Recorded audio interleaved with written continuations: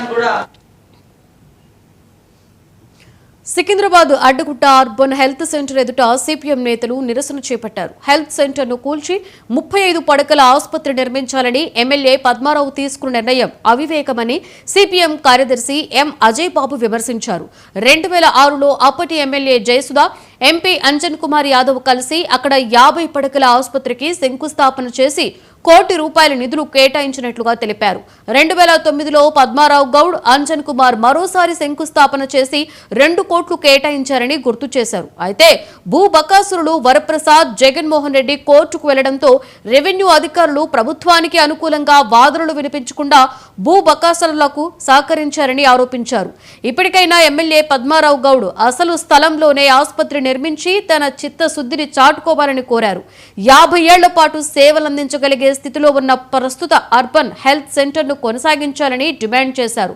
లేదంటే ప్రజలందరినీ ఏకం చేసి భవనం కూల్చడాన్ని అడ్డుకుంటామని హెచ్చరించారు.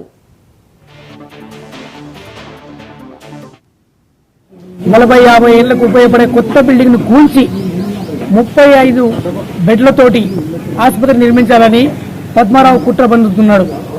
ఏదైతే 50 పడకల ఆసుపత్రి నిర్మించాలని చెప్పి వాటికి 1200-1500 గజాలు స్థలం కేటాయిస్తే దానికి సంబంధించిన దాంట్లో జయసుధ గారు, అంజన్ కుమార్ యాదవ్ గారు ఒకసారి దానికి ₹1 కోటి కేటాయించారు.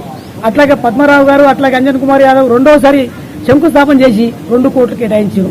ఈ రోజు అక్కడ కట్టకుండా అర్బన్ హెల్త్ సెంటర్ ను మంచిగున్న బిల్డింగ్ ను కూల్చి ఇది మొత్తం ఇక్కడ కట్టి ఆ భూమిని భూ కబ్జాదారులకు అప్పచెప్పాలని ప్రయత్నం చేస్తున్నారు.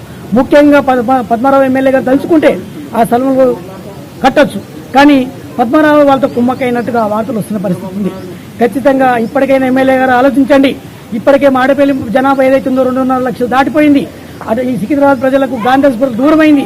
2 బస్సులు మార్చడం అంటే ఇబ్బందికరంగా మారుతుంది. కాబట్టి ఇప్పటికైనా మీరు ఆలోచించి ఖచ్చితంగా మీ నిర్ణయాన్ని ఏదైతుందో 50 పడకల ఆసుపత్రి కోసం కేటాయించిన స్థలంలోనే మీరు కట్టాలి. ఈ అర్బన్ సెంటర్ ఇట్లాగే ఉంచాలి.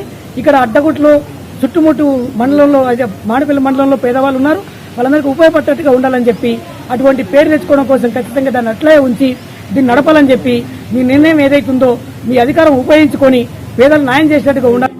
అర్బన్ హెల్త్ సెంటర్ ను కూల్చొద్దు, అర్బన్ హెల్త్ సెంటర్ ఇట్లాగే ఉంచాలి, అర్బన్ హెల్త్ సెంటర్ నిర్మించాలి. 50 పడకల ఆసుపత్రిని కేటాయించిన స్థలంలో నిర్మించాలి.